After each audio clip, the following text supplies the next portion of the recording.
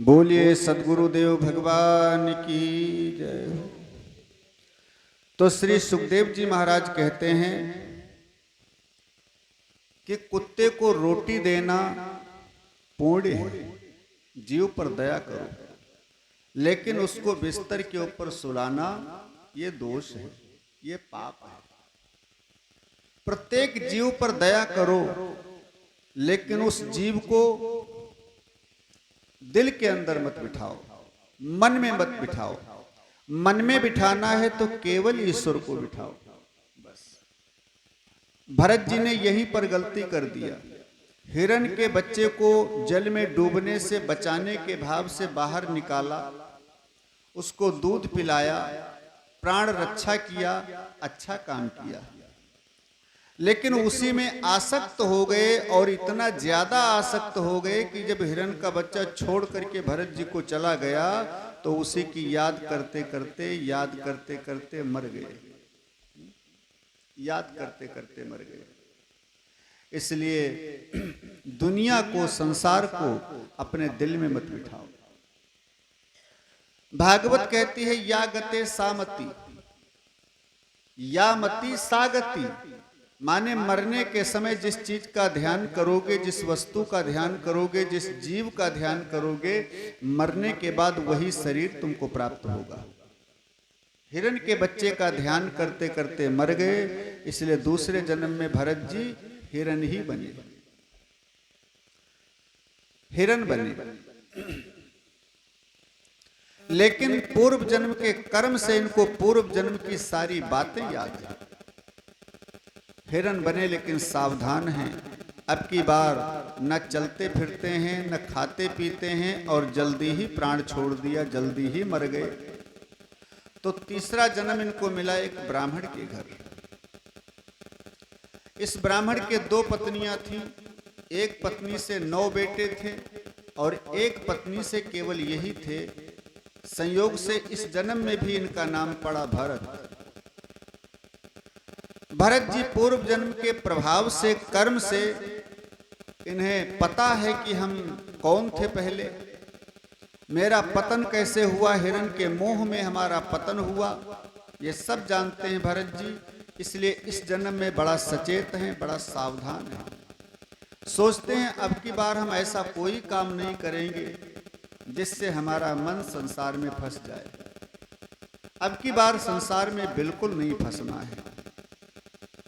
एक बार जरा सा गलती किया तो 3 बार जन्म लेना पड़ा, और अब की बार चूक गए तो न जाने, हो सकता है 84 लाख में जाना पड़े। इसलिए अब की बार तो बहुत सचेत हैं। पिताजी ने गायत्री मंत्र पढ़ाया और कहते हैं बेटा इसको याद करके मेरे को सुनाओ 2 घंटे में।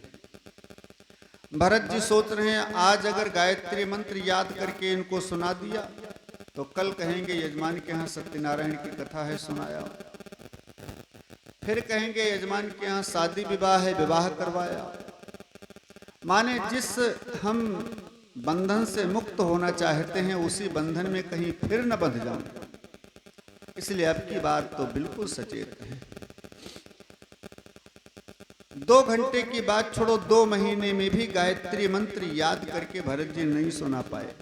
जानते सब हैं, लेकिन सोचते हैं कि ज्यादा विद्वता का बखान करना ठीक नहीं है।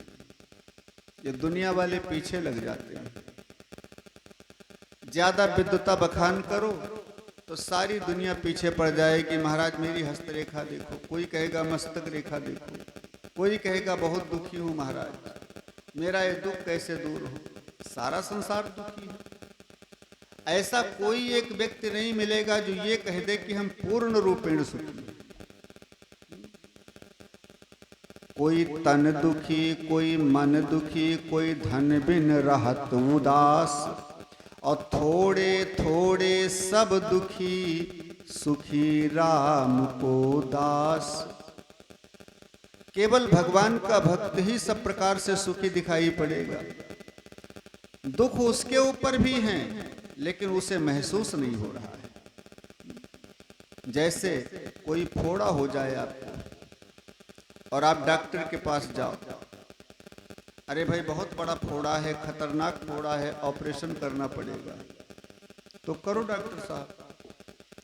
तो जब डॉक्टर ऑपरेशन करेगा तो सबसे पहले तुम्हारे शरीर को शून्य कर देगा, या तो बेहोश कर देगा या शून्य कर देगा। फिर चाहे फोड़ा नहीं, हाथ नहीं, चाहे पूरा शरीर काटे, तुमको पता ही नहीं चलेगा, पता ही नहीं चलेगा। ऐसे ही जो भक्ति में लीन हैं, जो भगवान के प्रति बढ़ रहे हैं, भगवान की तरफ बढ़ रहे हैं, कष्ट उनके ऊपर भी आते हैं लेकिन उन्हें महसूस नहीं होते हैं। क्यों? भगवान ने उनके शरीर को शून्य कर दिया है। उन्हें तो ये पता है कि ये सब असत्य है और असत्य वस्तुओं का अभाव हो रहा है मेरे पास।